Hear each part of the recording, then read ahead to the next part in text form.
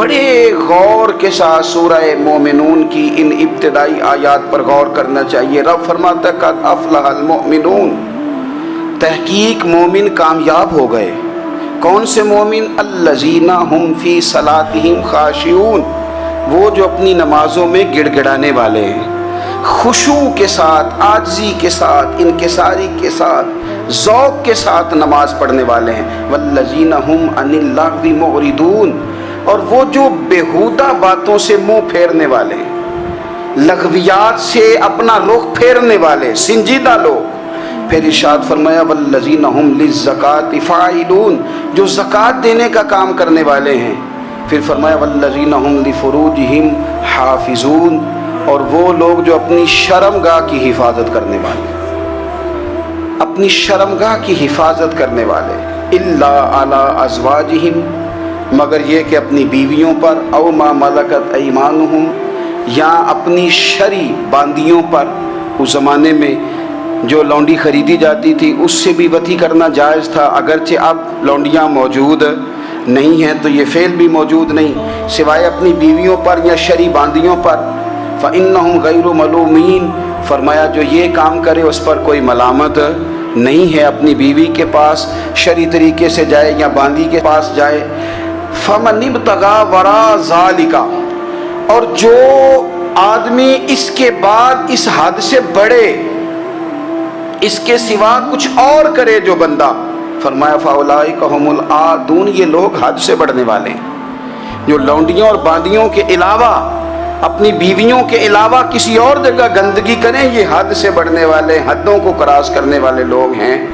پھر ارشاد فرمایا والذین هم لاماناتہم وعہدہم راعون، اور وہ جو اپنی امانتوں اور اپنے وعدوں کی رعایت کرتے ہیں، امانتیں ادا کرتے ہیں، وعدے پورے کرتے ہیں۔ اور وہ لوگ جو اپنی نمازوں کی حفاظت کرنے والے ہیں، جن میں یہ خوبیاں آ گئیں، میرا رب فرماتا ہے نماز میں خشوع خضوع حاصل ہو گیا، فضولیات سے بچ گئے، زکوٰۃ ادا کرنے والے بن گئے، شرمگاہ کی حفاظت کرنے والے بن گئے، امانتیں عہد پورے کرنے والے بن گئے، اپنی نمازوں کے محافظ ہو گئے۔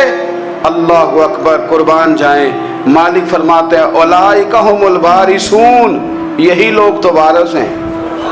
یا اللہ کس چیز کے؟ فرمایا الذین یرثون الفردوس، یہ لوگ جنت کے وارث ہیں، یہ جنت کے وارث ہیں یہ لوگ۔ ہم فیہا خالدون، اور فردوس سے، جنت سے نکالے نہیں جائیں گے، ہمیشہ ہی جنت میں رہیں گے۔ یہ آیات اللہ کا مطالبہ بھی ہے، یہ آیات صحابہ، اہل بیت، اولیاء اللہ، ان تمام کی سیرت کا عکس بھی ہے۔ اور سب سے بڑھ کر سیدہ عائشہ صدیقہ فرماتی ہیں یہی تو آیات ہیں جنہیں اچھی طرح سمجھ لو گے تو تمہیں مدینے والے کے اخلاق بھی سمجھ میں آ جائے گا، حضور کے اخلاق بھی تمہیں سمجھ میں آئیں۔ بڑے غور کے ساتھ سورہ مومنون کی ان ابتدائی آیات پر غور کرنا چاہیے۔ رب فرماتا ہے قد افلح المؤمنون، تحقیق مومن کامیاب ہو گئے۔ کون سے مومن؟ الذین ہم فی صلاتہم خاشعون، وہ جو اپنی نمازوں میں گڑ گڑانے والے ہیں، خشوع کے ساتھ، عاجزی کے ساتھ، انکساری کے ساتھ، ذوق کے ساتھ نماز پڑھنے والے ہیں۔ دیکھیں قرآن نے یہ نہیں کہا شروع میں کہ وہ لوگ اپنی نماز پابندی سے پڑھتے ہیں، بلکہ فرمایا وہ نمازوں میں عاجزی کرتے ہیں، وہ نماز میں خشوع کرتے ہیں، خضوع کرتے ہیں۔ نماز ہم بھی پڑھتے ہیں، ڈھیر سارے لوگ ہیں جن کا یہ مطالبہ ہے کہ میرا نماز میں دل ہی نہیں لگتا۔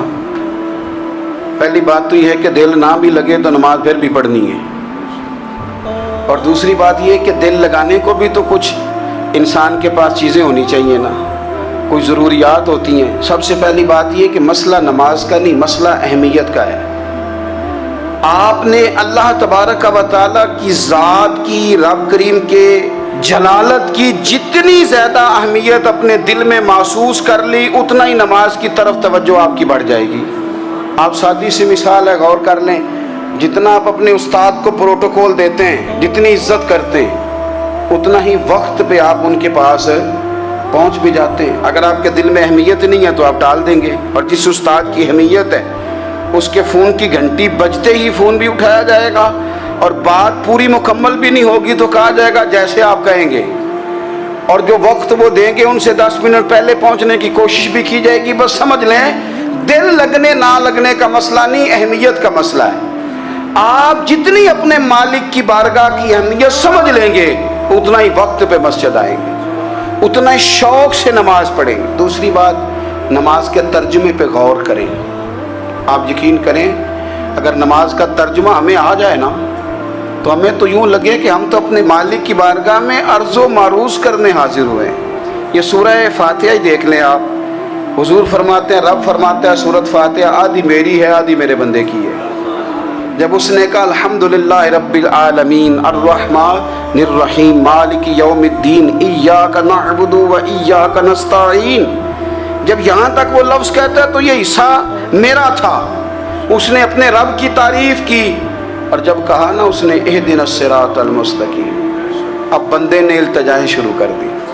اس نے کہا کہ مالک بھی تو ہے، رحمان بھی تو ہے، رحیم بھی تو ہے، عبادت بھی تیری کرتے ہیں تو مدد بھی تو تجھی سے مانگنی ہے نا، اب مہربانی فرمانا اہدنا الصراط المستقیم، ہمیں سیدھا راستہ دکھا دے، صراط الذین انعمت علیہم، ان لوگوں کا راستہ دکھانا جن پر تو نے انعام کیا ہے، غیر المغضوب علیہم ولا الضالین، ان کے راستے پہ نہ چلانا جن پر تیرا غضب ہوا، جو گمراہ ہو گئے ان کے راستے۔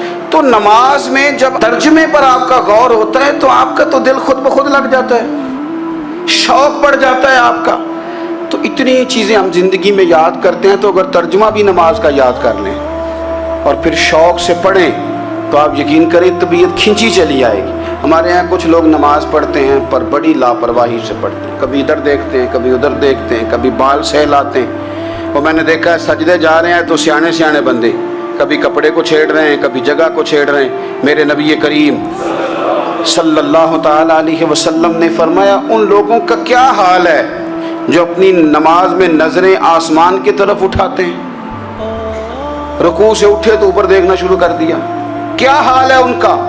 اور پھر حضور نے ایک موقع پر تو سختی فرمائی، فرمایا جو نماز پڑھتے اپنی نظریں آسمان کی طرف اٹھاتا ہے وہ باز آ جائے، ورنہ ایسا نہ ہو کہ رب اس کی آنکھیں ہی چھین لے، وہ باز آ جائے اس کام سے۔ خشوع کے ساتھ نماز پڑھے، عاجزی کے ساتھ نماز پڑھے، اس کا دل لگا ہوا ہو نماز کے اندر۔ میرے نبی پاک صلی اللہ تعالی علیہ وآلہ وسلم کے غلام حضرت انس بن مالک رضی اللہ تعالی عنہ فرماتے ہیں کہ رسول پاک صلی اللہ علیہ وسلم نے مجھ سے فرمایا تھا کہ بیٹے نماز میں ادھر ادھر دیکھنے سے بچو، کیونکہ فرمایا نماز میں ادھر ادھر توجہ کرنا یہ بندے کو ہلاک کر دیتا ہے، ہلاکت ہے اس میں اگر تم نے ادھر ادھر توجہ کی۔ نماز تم مالک کی بارگاہ میں کھڑے ہو اور تم دیکھ ادھر ادھر رہے ہو، تو ایک تو نماز عاجزی کے ساتھ۔ پھر فرمایا والذین ہم عن اللغو معرضون، وہ لوگ جو فضول باتوں سے لغویات سے اپنا منہ پھیر لیتے ہیں، فضولیات سے۔ ہمارے ہاں نا بہت سارے لوگ ایسے ہیں جو بلا وجہ ان چیزوں میں دلچسپی لیتے ہیں جو ان کے مطلب کی نہیں ہے، ان کے مطلب کی مطلب آپ کسی سے ملنے کہتے ہیں کیا حال ہے، ٹھیک ہے جی، بچوں کا کیا حال ہے، ٹھیک ہے، بچے کتنے ہیں؟ تو بھئی آپ کو جب پتہ ہی نہیں تھا کتنے ہیں تو حال کیوں پوچھا آپ نے؟ آپ کرتے کیا ہیں؟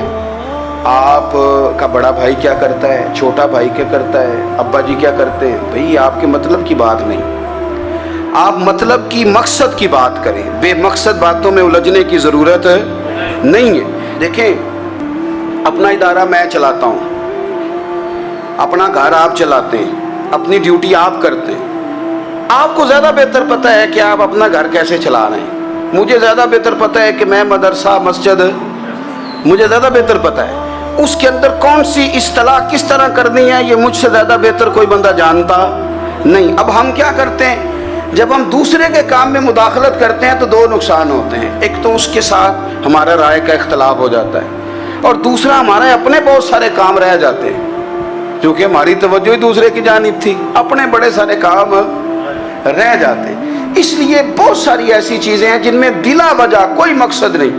ہم پرانے لوگوں سے باتیں سنا کرتے تھے، ہمارے بزرگ کہا کرتے تھے جڑے پنڈ جانا نہیں، جڑے پنڈ جانا نہیں اودا راہ پوچھنے دی کی لغویات میں نہ الجھے، فضولیات میں نہ الجھے۔